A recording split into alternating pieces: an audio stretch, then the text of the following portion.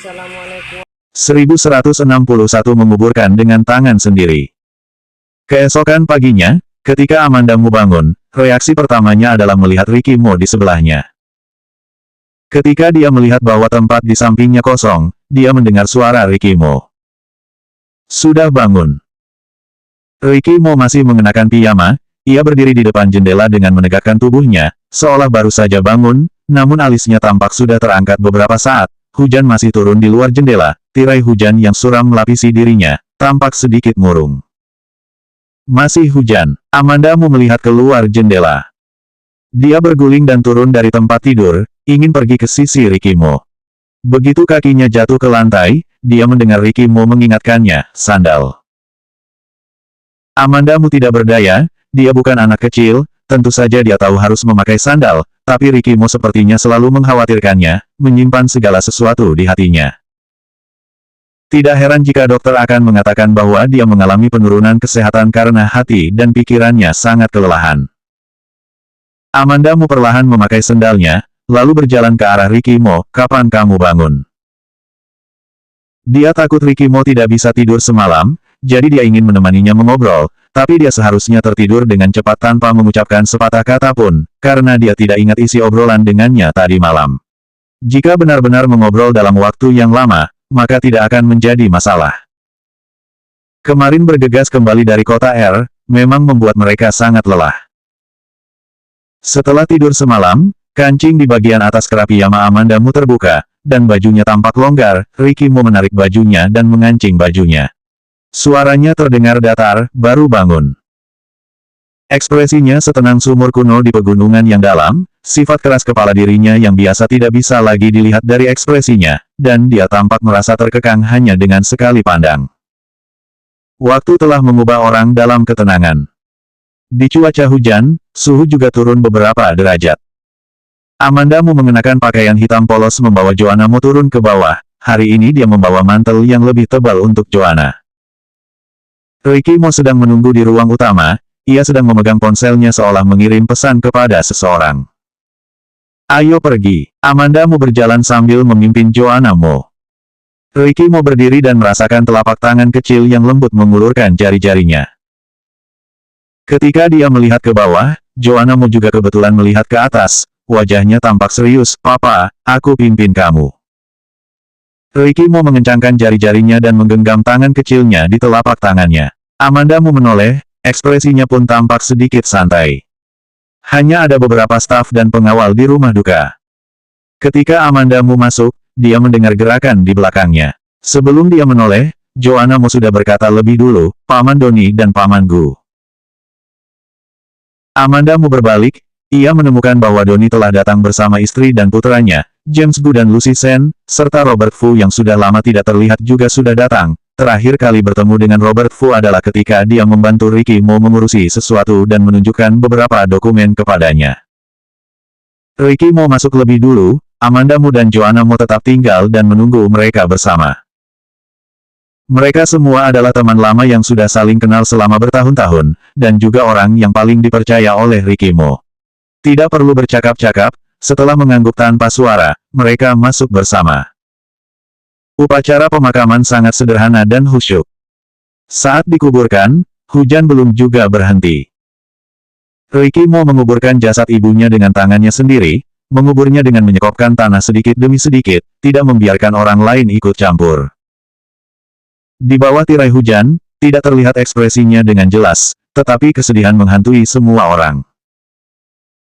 Amanda Mu memandangnya, jantungnya teriris seperti pisau, air mata mengalir di pipinya. Joanna Mo juga menangis terseduh, dia tidak tahu mengapa dia sedih, tetapi dia sedih hingga ingin menangis. Bahkan seorang pria di belakangnya juga tidak tahan menahan kesedihan hingga matanya memerah.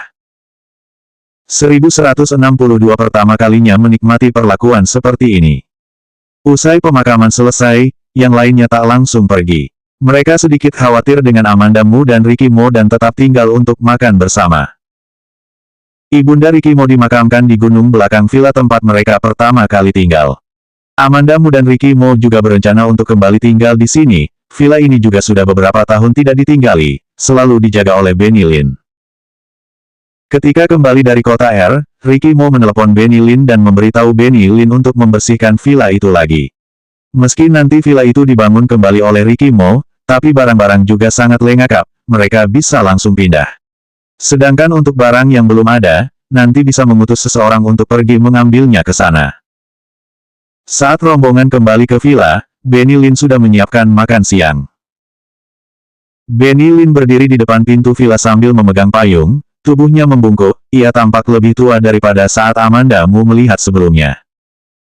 Tuan muda, nyonya muda, nona muda. Benny Lin melihat Joanna Mo dan tersenyum ramah, dengan lipatan keriput di seluruh wajahnya. Setelah masuk ke dalam villa, Amanda Mu menyerahkan Joanna Mo kepada Lucy Sen. Lucy, bantu aku menjaga Joanna. Lucy Sen tahu bahwa Amanda Mu akan menemani Ricky Mo kembali ke kamar untuk mandi dan berganti pakaian. Ia pun mengangguk, dan menarik Joanna Mo ke sisinya, lalu berkata ke Amanda Mu, kamu pergi saja. Amanda Mu menoleh dan berkata kepada Ricky Mo, ayo pergi mandi air panas dan ganti pakaian. Hampir sepanjang pagi tubuh Ricky Mo dibasahi hujan. Amanda Mu mengkhawatirkan kesehatannya, tapi menahan nada bicaranya agar Ricky Mo tidak mendengar kekhawatirannya. Dia sekarang berada dalam keadaan yang hancur, Amanda Mu tidak ingin dia memikirkan sesuatu yang mengganggunya. Aku naik dulu. Seluruh tubuh Ricky Mo basah kuyup, wajahnya tampak pucat, tapi kedua matanya masih tetap menakjubkan. James Gu menepuk pundaknya, pergilah. Amanda Mu dan Ricky Mo naik ke atas bersama-sama dan melihat kamar dan perabotan yang sudah tidak asing. Amanda Mu sedang tidak ingin mengenang apapun. Setelah menyalakan pemanas ruangan, dia pergi ke kamar mandi menyiapkan air untuk Ricky Mo. Ricky Mo mengikuti dari belakang dan berdiri di depan pintu menyaksikan Amanda Mu membungkuk untuk menguji suhu air. Amanda Mu menoleh dan melihatnya berdiri di depan pintu. Dia tidak bisa menahan cemberutnya, cepat buka bajumu. Ricky Mo tidak bergerak, namun Amanda Mu pun berjalan menghampirinya untuk membuka pakaiannya. Ricky Mo membiarkannya melepas pakaiannya dan perlahan berkata, pertama kalinya aku menikmati perlakuan seperti ini. Ada sedikit desahan di nada bicaranya. Amanda Mu tidak menyangka bahwa dia masih ingin mengatakan hal-hal seperti itu. Amanda Mu pun sedikit tidak menyangka dan tiba-tiba mengangkat kepalanya lalu melirik ke arahnya. Dia meringkuk sudut bibirnya dan berkata, aku tidak selemah yang kamu pikirkan, jadi kamu tidak perlu terlalu berhati-hati. Aku tidak berpikir seperti itu. Amanda Mu menunduk, berkata dengan suara datang, tapi hatinya sedikit lega. Ricky Mo berbaring di bak mandi untuk berendam, Amanda Mu keluar untuk membantunya mengambil pakaiannya. Ketika dia sampai di pintu, suara malas Ricky Mo terdengar dari belakang. Kamu tidak mau melihat aku lagi. Amanda Mu menoleh dengan perasaan agak tidak berdaya, aku mengambil pakaian untukmu. Oh, Ricky Mo menarik pandangannya. Pria ini benar-benar.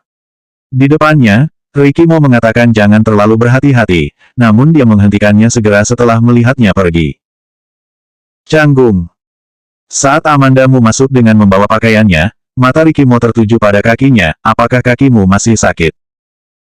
Tidak apa-apa, hari ini dia berdiri cukup lama, awalnya kakinya terasa sedikit kesemutan. Sekarang mungkin energinya telah berlalu, dia malah tidak merasakan apa-apa. Setelah Amanda Mu meletakkan pakaiannya, Ricky Mo pun mengusirnya, pergi keluar dan istirahat. Amanda Mu tidak mengangkat kelopak matanya, aku juga bisa beristirahat di sini. 1163 dia sebenarnya baik-baik saja. Amanda Mu menatap Ricky Mo yang sudah selesai mandi, lalu keduanya turun bersama. Karena begitu banyak orang yang menunggu di bawah, Ricky Mo tidak berendam terlalu lama. Melihat mereka telah turun, Benny Lin pun segera pergi ke dapur dan memerintahkan para pelayan untuk menyajikan makanan. Rombongan juga duduk di meja makan, Amanda Mu berbalik untuk mencari Benny Lin di dapur. Nyonya muda, melihat Amanda Mu masuk ke dalam dapur, Benny Lin tahu dia pasti memiliki sesuatu hal yang ingin ditanyakan padanya, jadi Benny Lin pun segera berjalan mendatanginya. Amanda Mu bertanya padanya, Benny, apakah di rumah ini ada obat flu? Obat flu, ingatan Benny Lin semakin buruk, dia menepuk kepalanya, lalu berkata, Tuan muda kembali dengan basah kuyup karena kehujanan, mengapa aku melupakan ini? Ada, aku akan mengambilnya. Tidak perlu, beritahu aku di mana obat itu, Aku akan mengambilnya sendiri. Meskipun sudah lama tidak tinggal di sini, Amandamu masih merasa akrab dengan rumah ini. Begitu Benny Lin memberitahunya di mana letak obat itu, maka dia masih bisa menemukannya. Benny Lin ingin mengatur orang-orang di dapur untuk menyajikan makanan, jadi dia memberitahu Amandamu di mana posisi obat flu itu berada. Amandamu dengan cepat menemukan obat flu tersebut. Ketika kembali ke ruang makan, ia melihat semua orang duduk di meja dengan ekspresi serius. Setelah sedikit terkejut, ia berjalan untuk duduk di samping Ricky Mo. Ricky Mo menoleh untuk melihatnya, "Kemana kamu pergi?" Amandamu meletakkan obat flu di depannya, "Nanti setelah selesai makan, kamu harus minum obat ini." Ricky Mo menatap kedua kotak obat itu sejenak, mengerutkan kening dan mengangguk. Selama makan, suasana ruang makan tersebut terus menurun. Setelah selesai makan, keluarga Doni pergi lebih dulu. Mereka datang dengan menyetir sendiri, tidak ada juga yang mengantar, namun saat akan pergi, Doni berbicara pada Amandamu dengan perasaan khawatir, "Hubungi aku jika ada masalah terjadi." Dia telah bersama Ricky Mo selama bertahun-tahun, jadi dia tidak mungkin tidak tahu bahwa Ricky Mo dalam kondisi buruk. Amandamu tersenyum, "Jangan terlalu khawatir, sebenarnya dia baik-baik saja." Ricky Mo adalah seorang pria dengan hati yang kuat. Meskipun perihal mengenai ibunya telah membuat hatinya terluka, tapi seperti yang dia sendiri katakan, dia tidak begitu lemah. Begitu lama, akhirnya James Gu dan Lucy Sen pun pergi. Tetapi hal yang sama ketika mereka pergi adalah mereka mengatakan hal yang sama seperti Doni. Amandamu berdiri di depan pintu dan melihat mereka pergi, dia sedikit termenung memikirkan sesuatu, karena keluarga di mana mereka dilahirkan, membuat dia dan Ricky Mo tidak hidup dengan baik ketika mereka kecil, mereka juga tidak memiliki banyak teman, hanya ada sedikit teman yang selalu ada di sekitar mereka. Ricky Mo yang berada di samping tiba-tiba terbatuk. Ricky Mo dan Amandamu bersama mengirim mereka pergi, lalu saat ini mendengar dia terbatuk, Amandamu pun menoleh dengan panik untuk melihat dia, "Apakah kamu mulai merasa tidak nyaman?"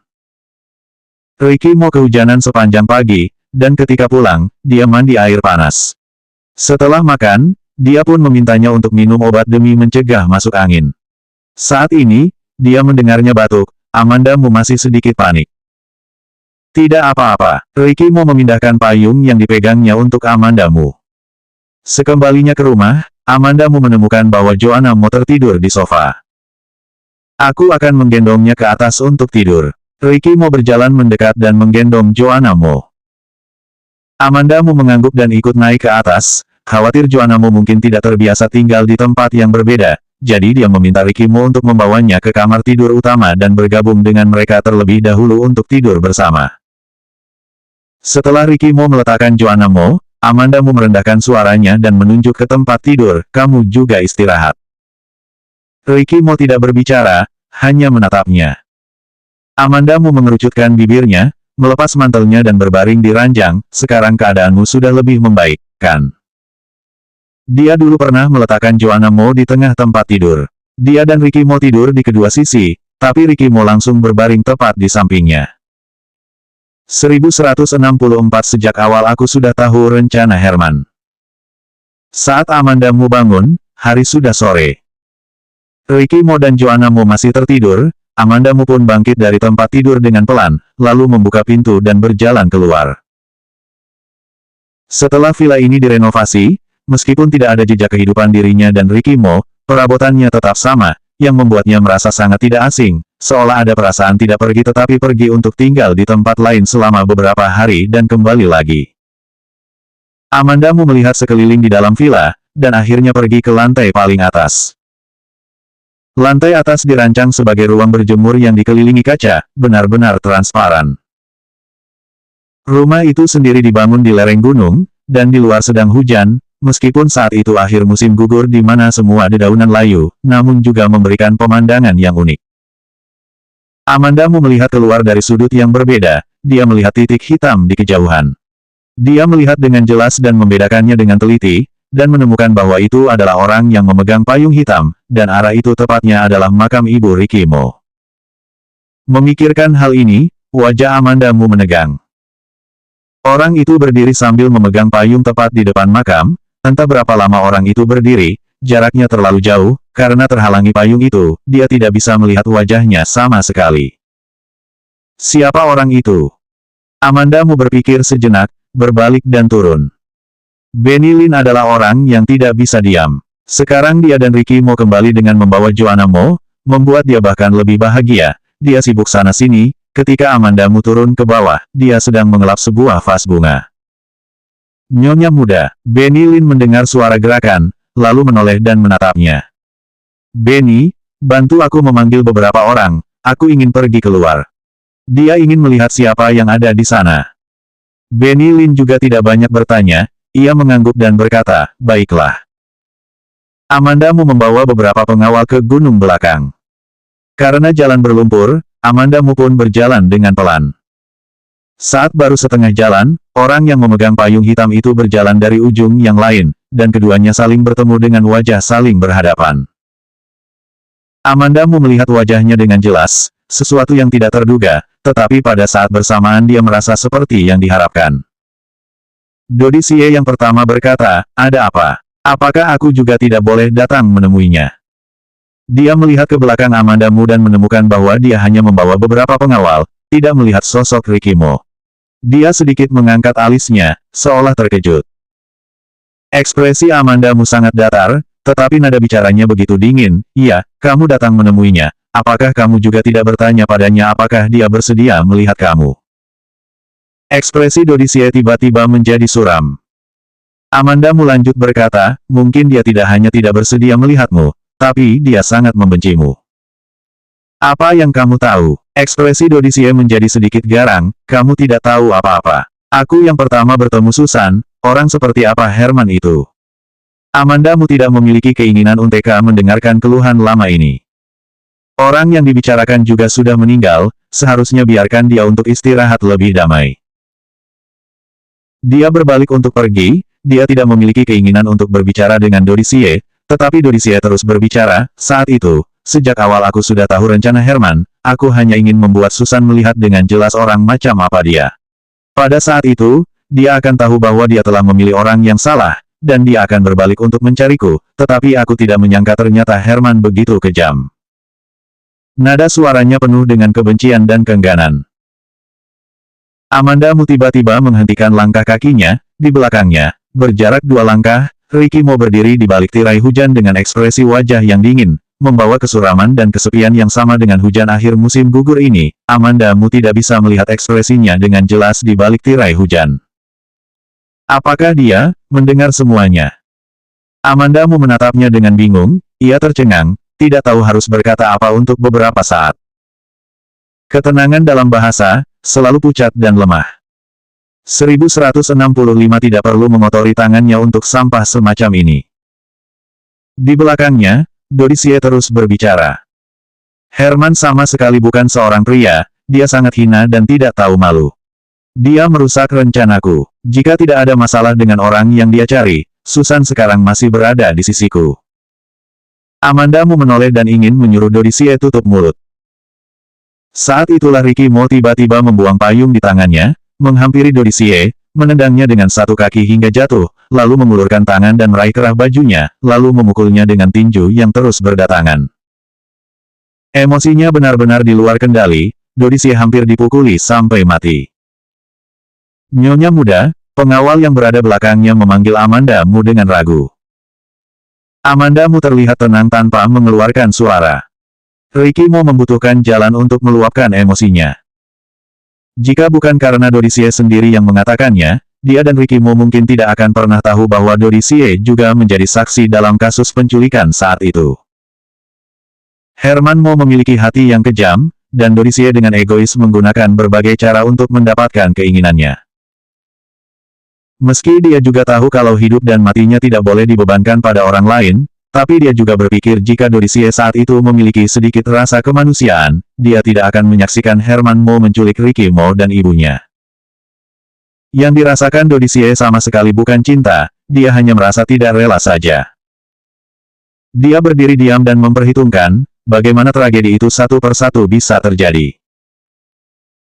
Amanda Mu juga tahu bahwa sebenarnya dia adalah orang yang sangat berhati lembut, apalagi setelah menjadi seorang ibu, Namun saat ini dia sedang berpikir kejam di dalam benaknya, lebih baik Herman Mo dan Dodi Xie mati. Namun, dia jangan sampai dibunuh oleh Ricky Mo. Hati Ricky Mo sudah frustasi, emosi negatif akan menyebabkan dia terlalu terpuruk secara mental, dan hanya akan memperburuk kondisinya. Tidak perlu mengotori tangannya untuk sampah semacam ini. Amanda Mu sejak awal tahu bahwa kemampuan Ricky Mo dalam bertarung tidak dapat dipungkiri, apalagi saat ini dia sedang marah. Meskipun Dodi Xie juga pernah berlatih, tapi dia sudah tua, dan tidak mungkin menjadi lawan Ricky Mo, dia juga hanya bisa dikalahkan setelah beberapa pukulan di awal. Melihat Dodi Xie sudah berlumuran darah dan tidak punya kekuatan untuk melawan balik, Amanda Mu melangkah maju dan memegangi lengan Ricky Mo. Ricky Mo tetap ingin mengulurkan tangan. Tangannya berhenti saat dia mengulurkan tangannya, perlahan menoleh dan melihat Amanda Mu. Dalam bola matanya yang berwarna hitam, ada niat membunuh seakan haus darah yang tak terbendung, seperti roh jahat yang merangkak keluar dari neraka demi menyelamatkan nyawa. Amanda Mu tidak takut padanya. Tangan yang menahan lengannya menegang, dan berkata dengan lembut, "Ayo kita pulang." Ricky Mo tidak bergerak, tetapi niat membunuh di matanya berkurang. "Apakah Joanna sudah bangun ketika kamu keluar? Aku khawatir dia sendirian di rumah." Ruang kaca di lantai atas, bisa lihat ke arah sini. Setelah Amanda Mu mengatakan ini, Ricky Mo yang belum beranjak akhirnya berdiri tegak. Tangannya berlumuran darah, Amanda Mu meraba saku jaket dan menemukan 2 bungkus tisu basah sekali pakai. Biasanya barang semacam ini dibawa ke sakunya dan untuk digunakan oleh Joanna Mo. Dia mengeluarkan tisu dan mengelap tangan Ricky Mo hingga bersih, dan menariknya untuk pulang. Dia tidak melawan, dan dengan patuh berjalan kembali bersamanya. Ricky Mo mengikutinya tanpa ekspresi di wajahnya, seperti boneka tanpa emosi. Amanda Mu menoleh dan berkata kepada pengawal yang berada di belakangnya tanpa suara, "Ikuti dia." Pengawal itu seketika mengerti, membaca maksudnya, kemudian mengangguk. Ricky Mo tidak bereaksi sama sekali, dan bahkan tidak memperhatikan apa yang dia lakukan. Dia tidak seperti ini sebelumnya, dan dia tidak bisa melakukan gerakan kecil apapun di depan matanya. Hati Amanda Mu juga seperti disumbat dengan kapas, sangat tidak nyaman. Selanjutnya bab 1166 kamu pasti sangat tahu dengan jelas akan hal ini.